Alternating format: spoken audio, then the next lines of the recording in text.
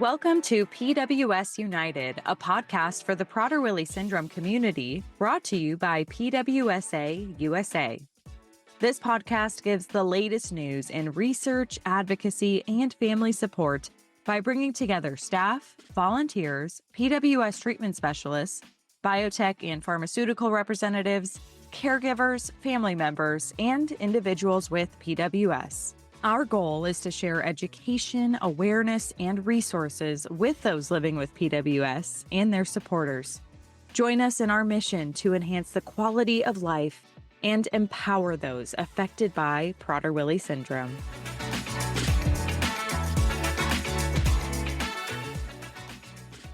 Hey everyone, welcome to another episode of PWS United. I'm your co-host, Annie, but I'm just here for the introduction on this one.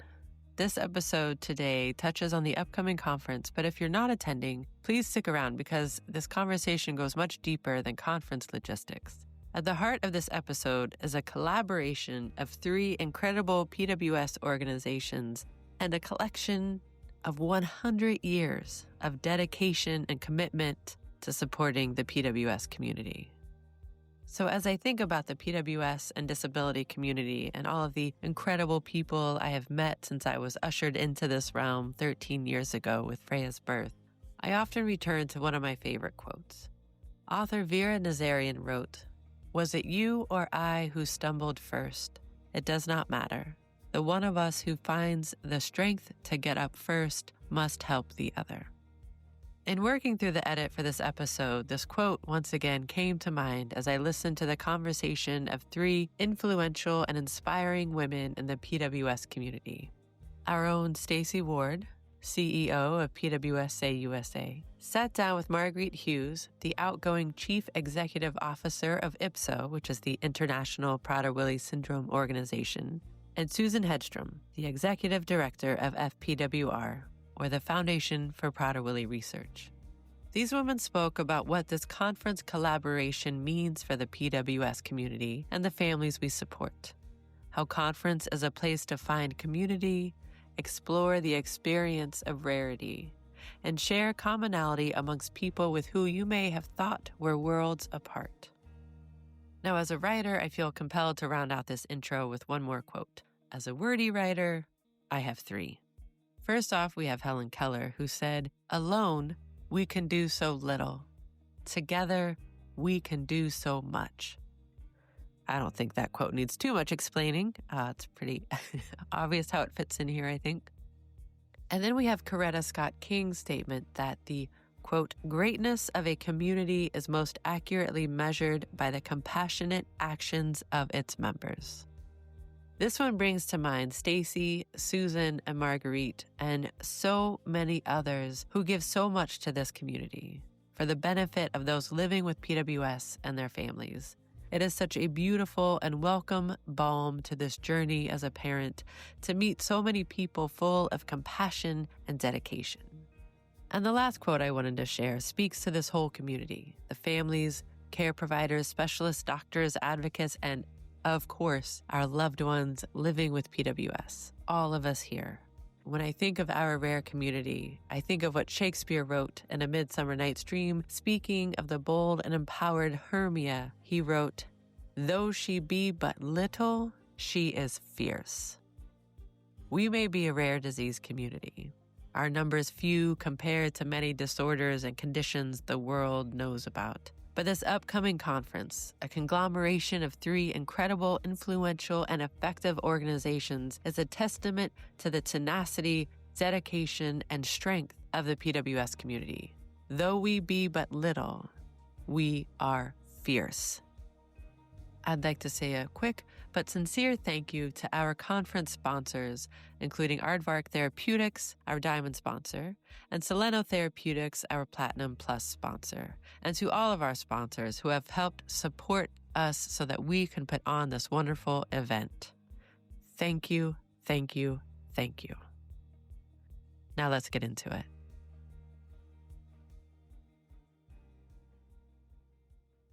So welcome, everybody. Why don't we start with a brief introduction of who we are?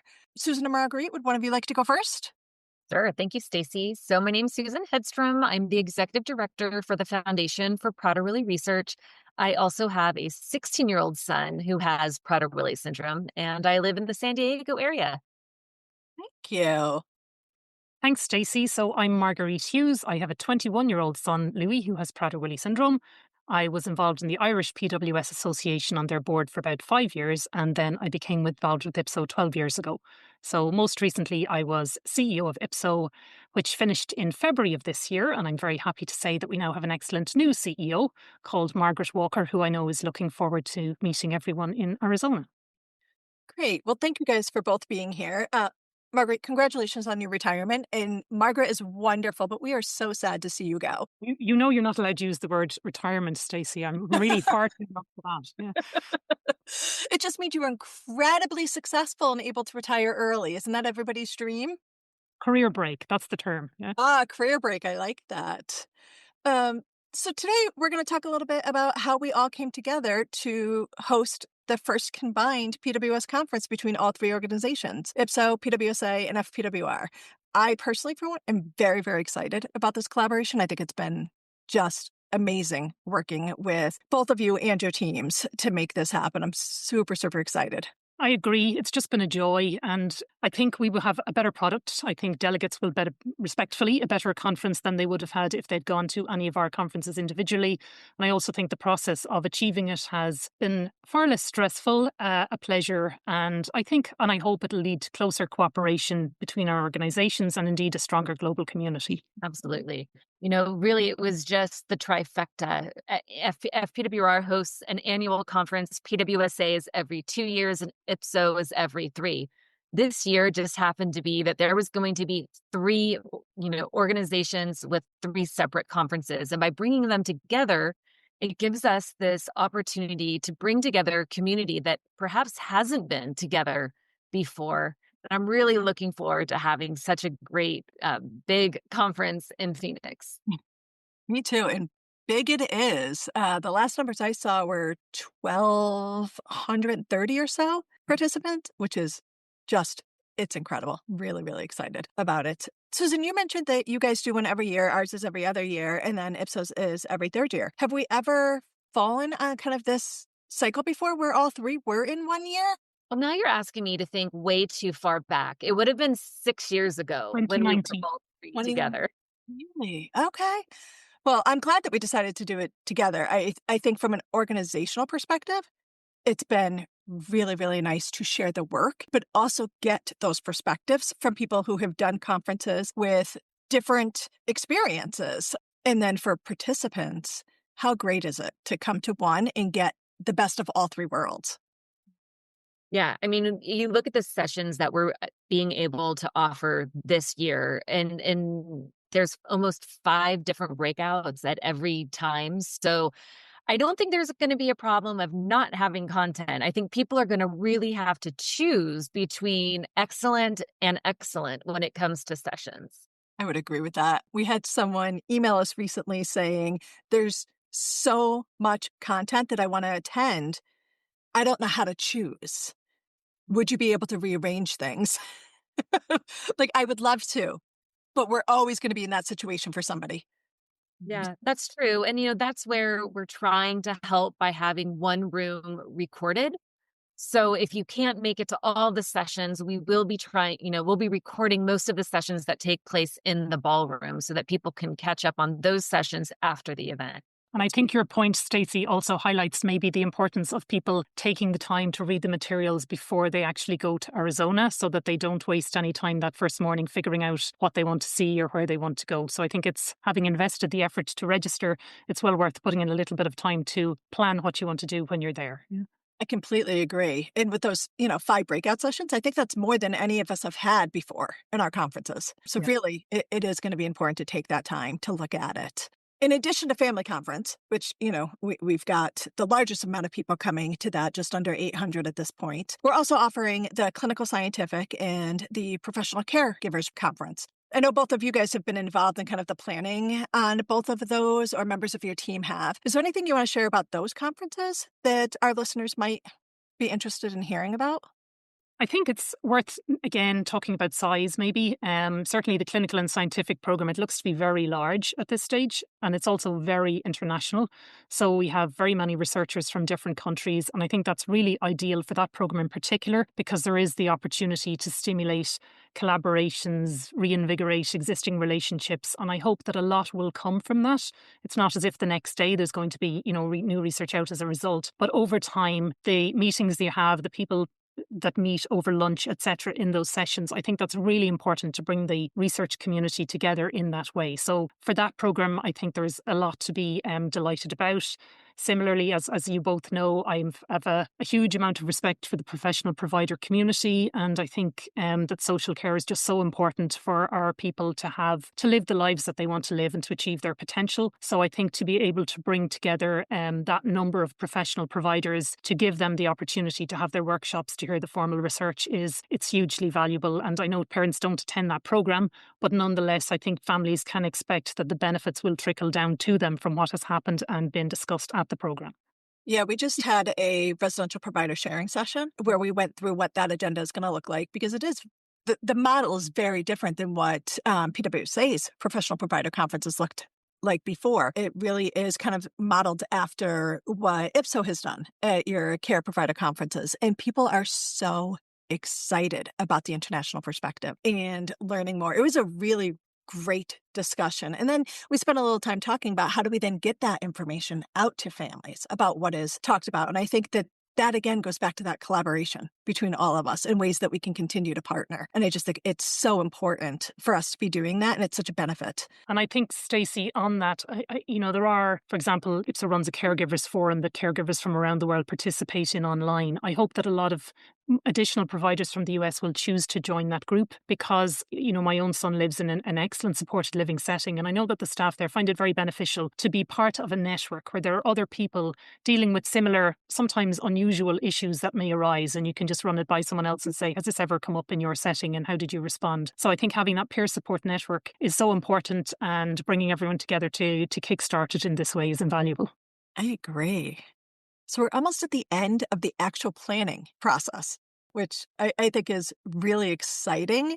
We started this process now well over a year ago, 18 months out maybe, and have been working together very collaboratively, really on a weekly basis. From my perspective, I think it's been absolutely incredible, and I've loved working with you ladies. I'm a little bit sad, though, to see that once conference is over, that we won't be meeting 2 or 3 times a week, hammering out some of these logistics. So I'd love to think about how, when we leave this, how we can continue to work together for the benefit of the full community.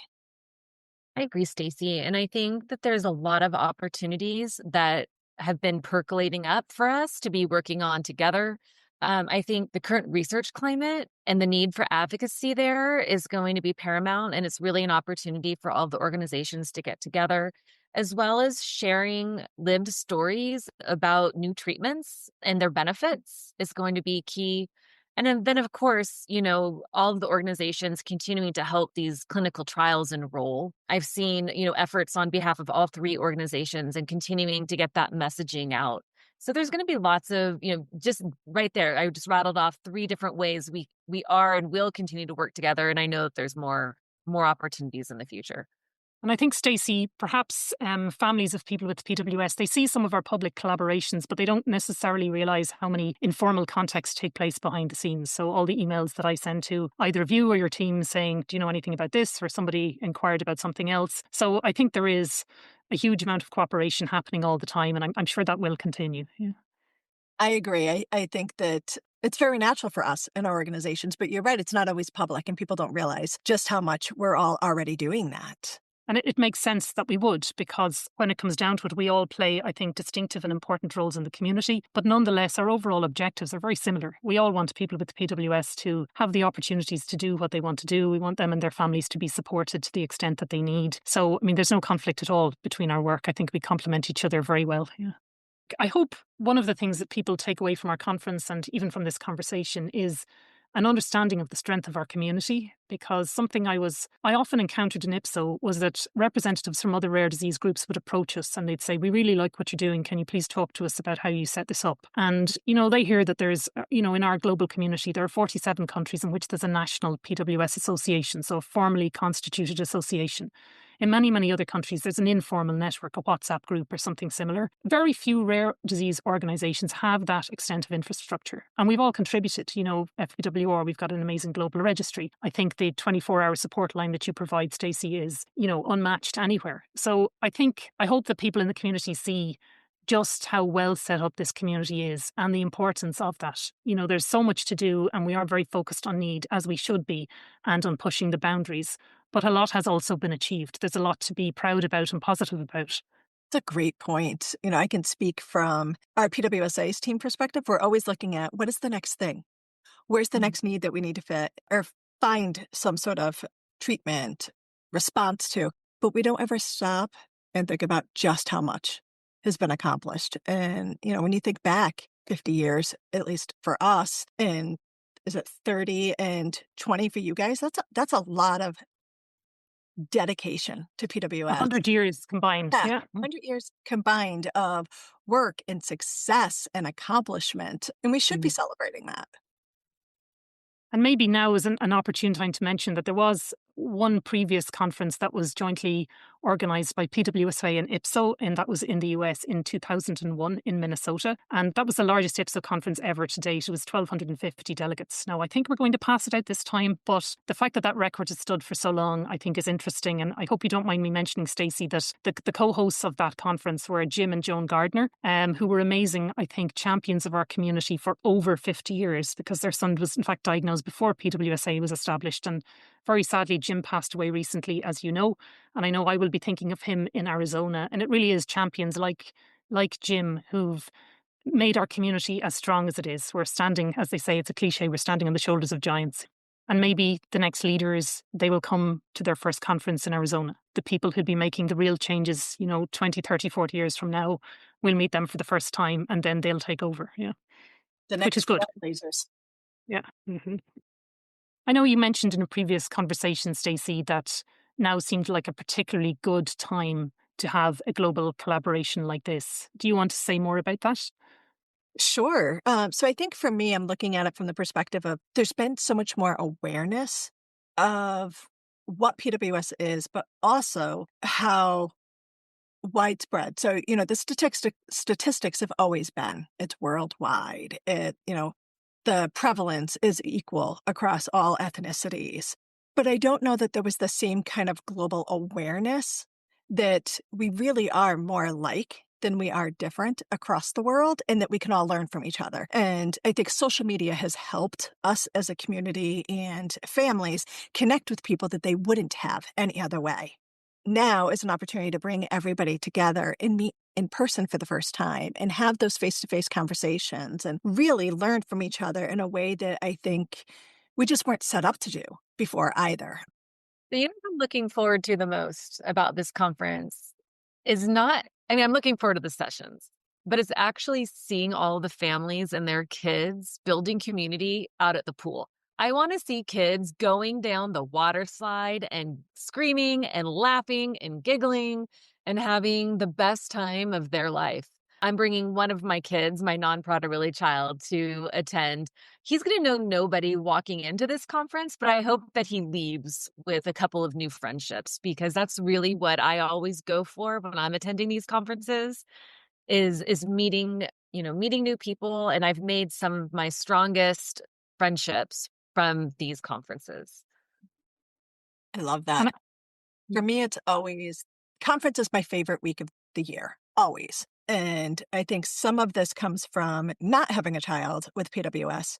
I can't wait to hang out with people with PWS. It's one of my favorite things to do. I have so much fun regardless of how old they are, and I learned so much. And I'm really looking forward to being able to see the growth in people I haven't seen in 2 years and meeting new people.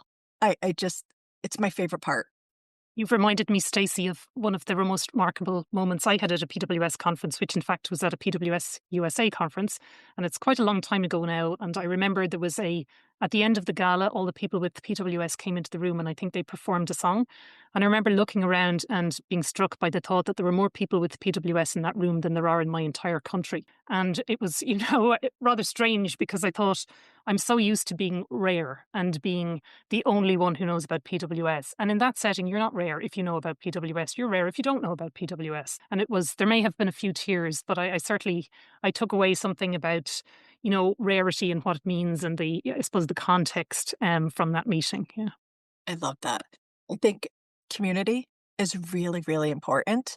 And I've heard people say that at conferences is where they found their tribe, whether it's ours, yours, or FPWR's, that's where they found their people. That's where they realized they don't have to walk this journey alone anymore. And that just is really very cool to me. The other thing that I think is really exciting is when you look at our registration statistics, I think it's 53% now of attendees have never been to a conference for any of our organizations. So, that's a lot of new people coming in and finding their community for the first time, which gives me chills. I'm so excited for those people as well.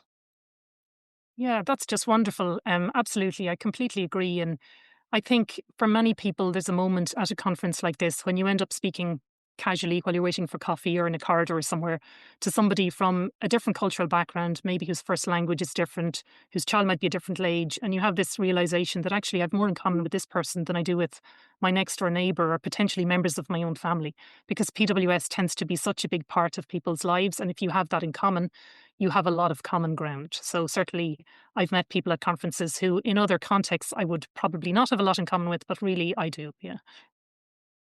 Any last thoughts that we want to share with our listeners?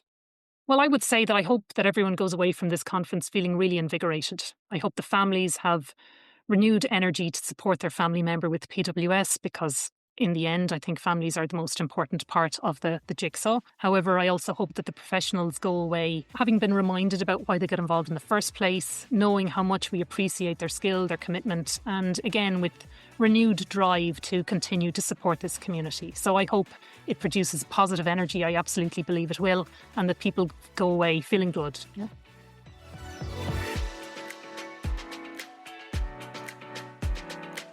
Thank you for listening to this episode of PWS United. If you want to learn more about Prader-Willi syndrome and how PWSA USA is making strides in advocacy, family support, and research, visit www.pwsausa.org. And while you're there, we encourage you to sign up for our Pulse email newsletter to stay informed about the latest news, resources, and events. Don't forget to subscribe to the PWS United podcast so you never miss an episode. Our team is always available to support families and their loved ones living with PWS 24 hours a day, 365 days a year. You can call us at 941-312-0400 or email info@pwsausa.org. Catch a new episode next Tuesday, and until then, have a great week.